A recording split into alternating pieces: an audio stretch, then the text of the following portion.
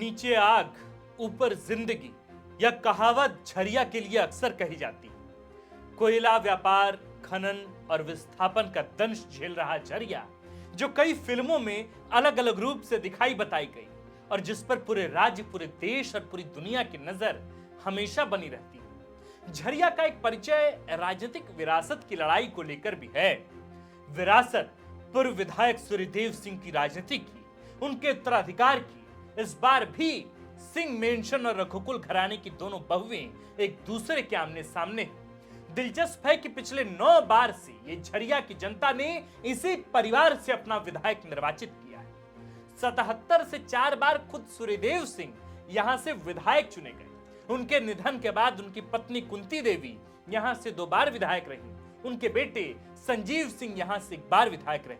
सूर्यदेव सिंह के भाई बच्चा सिंह भी इसी झरिया के विधायक हुआ करते थे। साल 2014 में सिंह मेंशन से संजीव सिंह यहां से विधायक बने, लेकिन नीरज सिंह की हत्या मामले में जेल जाने के बाद 2019 में यहां से रघुकुल घराने की बहुएं एक दूसरे के खिलाफ चुनाव लड़ी। बहुएं कौन? पूर्णिमा नीरज सिंह वर्सेस रागिनी सिंह, यानी कि सिंह मेंशन वर्सेस रघुकुल का चुनाव। नीरज सिंह और रागिनी सिंह के बीच मुकाबला होने की उम्मीद इस बार भी है, मजबूत उम्मीद इस बार है। हालांकि इस बार जेएलकेएम के प्रत्याशी रुस्तम अंसारी की भूमिका पर भी सबकी नजर बरकरार रही। क्या पहली बार विधायक बनने में कामयाब हो सकेंगे रागिनी सिंह, या फिर से सजेगा पूर्णिमा नीरज सिंह के सर पर जीत का ताज? किस तरह का है समीकरण झरिया में, क्या है वर्तमान स्थितियां और किसके तरफ की है हवा?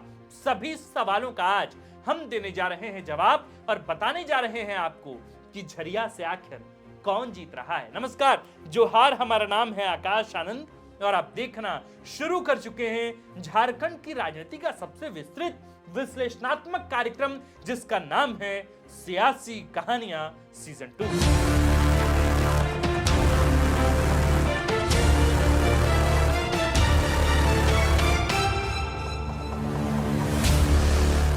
इससे पहले कि हम झरिया सीट का विश्लेषण करें, एक नजर यहां के जरूरी आंकड़ों पर डालते हैं। देखिए, झरिया धनबाद जिले की और धनबाद लोकसभा सीट में आने वाली एक सामान्य सीट है, यानी जनरल कैटेगरी की सीट है। पूरी तरह शहरी सीट होने के कारण वोटरों की संख्या अधिक है। कुल संख्या है 3,02,000 के करीब। लेकिन वोटिंग प्रतिशत 2019 में बहुत कम हुआ था। सिर्फ 52% लोगों ने वोट दिया था, यानी लगभग 1.5 लाख लोगों ने यहां पिछली दफा वोट किया। 2019 के लोकसभा चुनाव में भी यहां वोटिंग 50% ही था, यानी कि यहां के लोग आमतौर पर कम ही संख्या में वोट करने घर से निकलते हैं। इस बार देखते हैं क्या होता है।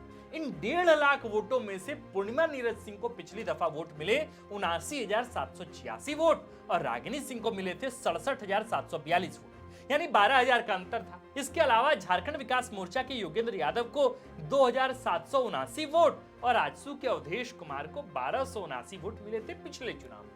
यानी सीधा टक्कर भाजपा और कांग्रेस के बीच ही था। कब? साल 2019 के विधानसभा चुनाव में। इस बार भी इन्हीं दोनों के बीच ही मुकाबला रहने वाला है। अगर पिछले चुनाव की ही तरह इस बार भी वोटिंग प्रतिशत रहता है, यानी वोटिंग प्रतिशत कम रहता है, तो इस बार भी 1.5 लाख के करीब वोट पड़ने के आसार है। अब चूंकि मुकाबला इस बार भी दोनों खेमों के बीच ही है, हम मानकर चलते हैं कि इस बार भी 80,000 के वोट के आसपास जीत की दहलीज होगी। हालांकि इसमें एक ट्विस्ट एंगल है। जेएलकेएम के प्रत्याशी रुस्तम अंसारी भी यहां से चुनाव लड़ रहे हैं। वे दूसरी बार यहां से चुनाव लड़ रहे हैं। इसके पहले वे 14 में चुनाव लड़ चुके हैं, 18,700 वोट लाए थे। माना जाता है कि उन्होंने नीरज सिंह का ही वोट काटा था। इस बार उन्हें जेएलकेएम ने फिर मौका दिया है। फिर क्या, पहली बार मौका दिया है। लेकिन यह बात बहुत ही दिलचस्प है कि रुस्तम अंसारी न तो खतियानी है और न ही भाषा आंदोलन आदि में वे कभी शामिल ही रहे हैं। वे संभवतः यूपी के रहने वाले हैं, लोग उनके क्षेत्र में ऐसा बता रहे हैं, और आंदोलनकारी तो वे बिल्कुल भी नहीं है। ऐसे में जब जयराम महतो ने यह घोषणा की थी कि वे सिर्फ ऐसे लोगों को ही टिकट देंगे जो आंदोलन से जुड़े रहे हैं, तो उन्होंने रुस्तम अंसारी को आखिर टिकट कैसे दे दिया? यह बात समझ से परे लगती है। रुस्तम अंसारी ऐसे अकेले कैंडिडेट नहीं है दोस्त। अन्य लोगों को भी इसी तरह से जेएलकेएम के द्वारा टिकट दिया गया है, जिनका वास्ता कभी न भाषा आंदोलन से रहा, न कभी खतियान आंदोलन से रहा और न वे कभी खतियानी रहे। सबसे आश्चर्य की बात है कि वैसे लोगों को भी जेएलकेएम के द्वारा टिकट दिया गया। देखिए झरिया में अब सबसे बड़ा सवाल यह है कि क्या इस बात को लोग समझ रहे हैं कि रुस्तम अंसारी वहां चुनाव क्यों लड़ रहे हैं। रुस्तम अंसारी झरिया में क्या कर सकेंगे ये कहना मुश्किल है। हालांकि उनके होने से जो भी थोड़ा बहुत नुकसान होगा वो पूर्णिमा नीरज सिंह को ही हो सकता है, अनटिल अनलेस यह बात वहां के मुसलमानों में जा चुकी हो कि रुस्तम अंसारी क्या 2014 की तरह जिस तरह नीरज सिंह, दिवंगत नीरज सिंह का वोट काटे थे, उसी तरह 14 के इतिहास को दोबारा यानी में नीरज सिंह का वोट काटकर इतिहास दोहराना चाहते हैं। इसे समझने के लिए हमें डेमोग्राफी आंकड़े की तरफ जाना होगा दोस्तों। देखिए झरिया में सबसे अधिक संख्या किसकी है? मुस्लिम वोटरों की है, यानी 53,750 वोट हैं। इसके बाद आते हैं यादव समाज के लोग 25,400, बनिया जाति की संख्या 22,750, कहार जाति के लोग 22,500 के आसपास और भुइयां तथा पासवान जातियां 20 से 21,000 की संख्या में। जनरल जातियों में राजपूत हैं 14,500 से 15,000 की संख्या में, ब्राह्मण है लगभग 13,000 के आसपास यानी 12,800 के आसपास, भूमियार 2,680 की संख्या में बताए जाते हैं, कायस्थ वही 2,100-2,200 के आसपास है। ओबीसी में साव है, कुर्मी है, कोयरी है, कुशवाहा, नोनिया, सोनार, मारवाड़ी आदि 3 से 5,000 की संख्या में यहाँ हैं। और दलितों में भुइयां तथा पासवान यहाँ प्रभावी, उनकी संख्या 2,000 से अधिक ही बताई जाती है। बाकी दलित जातियां कम संख्या में हैं, 3,000 या 4,000 की संख्या में हाड़ी, चमार, डोम आदि जातियां यहाँ बताई जाती हैं। इन सभी जातियों से आप औसतन 55% वोटिंग नंबर्स ले सकते हैं, क्योंकि सिर्फ 52% की औसत वोटिंग यहाँ से होती है, ऐसा ट्रेंड रहा है। अब हम समझते हैं कि समीकरण क्या है। देखिए सिंह टाइटल वाले जो यहाँ के सबसे प्रभावी मतदाता वर्ग हैं, उनके वोट दोनों खेमों में बटेंगे। मतलब मुसलमान के बाद अगर आप कहें तो राजपूत वोटर्स बड़े निर्णायक होते हैं। तो इनमें दो खेमों में इसलिए बंटने के आसार हैं क्योंकि दोनों ही प्रत्याशी एक ही समाज से आते हैं, यानी बाबू साहब हैं राजपूत समाज से आते हैं। अब इन सवर्णों में भी इन राजपूतों में कई स्विंग वोटर्स, यानी सवर्ण वोटरों को साधने की जिम्मेदारी दोनों पक्षों की है। लेकिन मुस्लिम वोटर कांग्रेस की तरफ इंटैक्ट रहे हैं।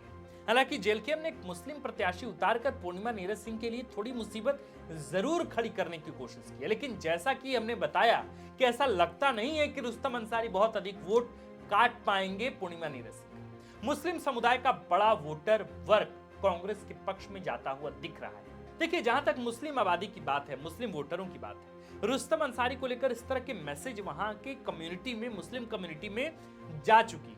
जब हम वहां के मुस्लिम समाज के लोगों से बातचीत कर रहे थे तब उन्होंने साफ साफ बस एक ही बात कहा। अब मेरे पास न इस बात का कोई प्रमाण है और न ही मेरे पास इसकी कोई सत्यता है, लेकिन ये कहा गया रुस्तम अंसारी को लेकर कि वे स्पॉन्सर्ड कैंडिडेट हैं। अब स्पॉन्सर्ड कैंडिडेट किसके तरफ से हैं, क्यों स्पॉन्सर्ड कैंडिडेट हैं, कैसे हैं, जबकि न वे खतियानी हैं, न ही वे भाषा आंदोलन से उनका ताल्लुकात है, न ही खतियान आंदोलन से उनका ताल्लुकात है। लेकिन इसके बावजूद भी जयराम महतो ने उन्हें टिकट दिया है।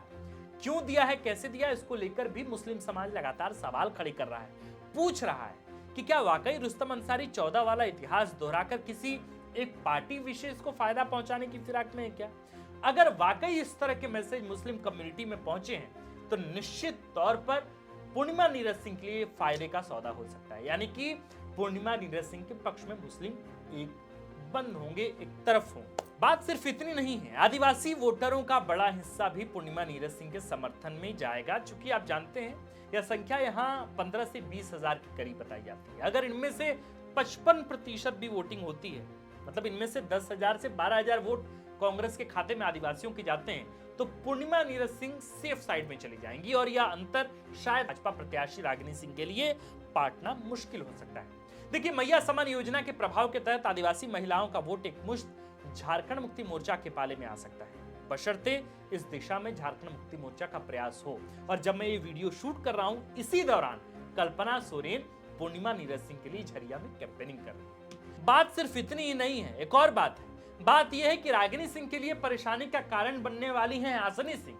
वह इसलिए क्योंकि आसनी सिंह ने पूर्णिमा नीरज सिंह को पूर्णतः समर्थन दे दिया है। आसनी सिंह इसी परिवार की बहू हैं जो सिंह मेंशन से अलग हुई हैं, आज पृथ्वी मेंशन की बहू हैं। उन्होंने मजदूर यूनियन के जरिए राजनीति में एंट्री ली है और मजदूरों के बीच उनकी पकड़ अच्छी बताई जाती है। वे पूर्णिमा नीरज सिंह के नामांकन में उनके साथ थी और खुले तौर पर उनका समर्थन कर रही हैं। ऐसे में कम से कम अगर मजदूर संगठनों में से 8 से 10,000 वोट भी अगर वे पूर्णिमा नीरज सिंह को दिलाने में कामयाब हो जाएं, तो मामला कांग्रेस के पक्ष में जा सकता है, बशर्ते अगर ये काम पूर्णिमा नीरज सिंह अपने प्रभाव से करा पाई, आसनी सिंह अपने प्रभाव से करा पाई तब, वरना बीजेपी उन पर हावी हो। झरिया में विस्थापन आदि का मुद्दा गंभीर है, जिसे पूर्णिमा नीरज सिंह उठा रही हैं और विधानसभा में लगातार उठाती रही, लोगों के बीच जा रही हैं और बता रही हैं कि वे क्या और कैसे करने वाली हैं और अब तक क्या किया, ये रिपोर्ट कार्ड भी दे रही हैं। ये फैक्टर जब आसनी सिंह के प्रभाव के साथ और भी प्रभावी हो जाती है। देखिए, रागिनी सिंह के लिए एक बात जो राहत भरी है वो यह कि पिछली बार पूर्णिमा नीरज सिंह को सहानुभूति का वोट मिला, 12,000 के अंतर से चुनाव जीती और रागिनी सिंह के खिलाफ तब पब्लिक का सेंटिमेंट था। लेकिन इन दिनों संजीव सिंह की तबीयत खराब बताई जा रही है, जिसका शायद थोड़ा फायदा उनके समर्थकों के द्वारा उनको मिल सकता है, लेकिन फिर भी उस तरह की कोई सहानुभूति झरिया में रागिनी सिंह के लिए तो नहीं दिख रही। कुल मिलाकर आदिवासी वोट भी कमोबेश पूर्णिमा नीरज सिंह की तरफ शिफ्ट होंगे, मुस्लिम वोटर भी पूर्णिमा नीरज सिंह के पास जाएंगे और सवर्ण वोटर दोनों खेमों में बट जाएंगे। अन्य ओबीसी जातियां भाजपा के साथ जा सकते हैं, लेकिन चूंकि वोटिंग प्रतिशत बहुत कम रहा है, निश्चित तौर पर रागिनी सिंह के लिए परेशानी का यह सबब बन सकता है।